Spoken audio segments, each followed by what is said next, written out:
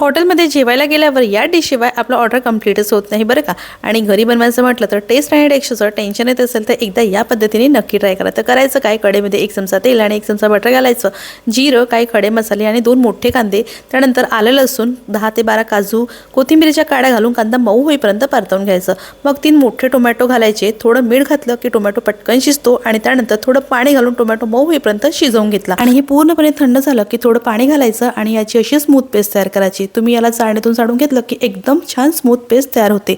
आता 2 चमचे दह्यामध्ये मेन्शन केलेले सगळे मसाले घातले आणि ही मसाल्याची पेस्ट सुद्धा तयार केली। आता कढईमध्ये 2 चमचे तेल आणि 1 चमचा बटर घातलं, 1 हिरवी मिरची, लांब पातळ चिरलेलं आलं घालून फोडणी दिली आणि मग मसाल्याची पेस्ट घालायची। 2 मिनिटं परतवून घेतलं की मसाल्याचा कच्चा वास निघून गेला की तयार केलेली पेस्ट घालायची, छान तेल सुटेपर्यंत परतवून घ्यायचं।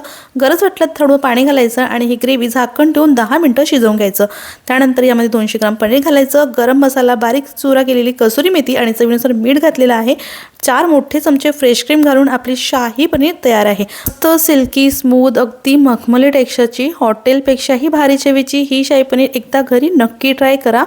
आणि लच्छा पराठ्यासोबत किंवा नानसोबत याला तुम्ही सर्व करू शकता।